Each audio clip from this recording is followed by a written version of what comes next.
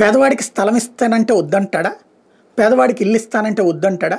కాకపోతే ఎలాగూ ఇస్తున్నారు కదా, దగ్గరలో ఇవ్వండి అని అడుగుతారు. దగ్గరలో స్థలాలు దొరకవు, ఊళ్ళకి కొద్దిగా దూరంగానే ఉంటుంది. దానివల్ల కొంత ఆలస్యం అవ్వచ్చు, కానీ అభివృద్ధి అనేది అదే జరిగిపోతుంది.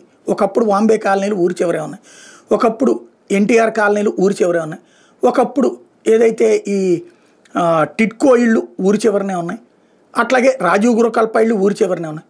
ఆ తర్వాత ఊరు దాని చుట్టూ చేరిపోయింది, తద్వారా ఊరు మధ్యలోకి వచ్చేసినాయి. ఇది మన కళ్ళెదురుగుండా కనబడ్డటువంటి వాస్తవం. కానీ నోటి మాటలతో, దబాయింపులతో, తాత్కాలికమైనటువంటి భ్రమలు కల్పిస్తూ సాగేటటువంటి రాజకీయ ప్రచారాలతో అసలు నిజాలు చచ్చిపోతున్నాయి. జగన్ టైంలో రాష్ట్ర వ్యాప్తంగా 30 లక్షల మందికి ఇళ్ళు లేదా ఇళ్ల స్థలాలు, ఇళ్ళు కట్టించి కట్టిస్తామన్నారు, అందులో పూర్తిగాల 7 లక్షల మంది కట్టుకున్నారు, 9 లక్షల మంది అండర్ కన్స్ట్రక్షన్, 3 వంతులు, మిగతాది కన్స్ట్రక్షన్ జరుగుతూ ఉన్నటువంటి పరిస్థితి. అందులో కొంతమంది కట్టుకోని వాళ్ళు కూడా ఉన్నారు.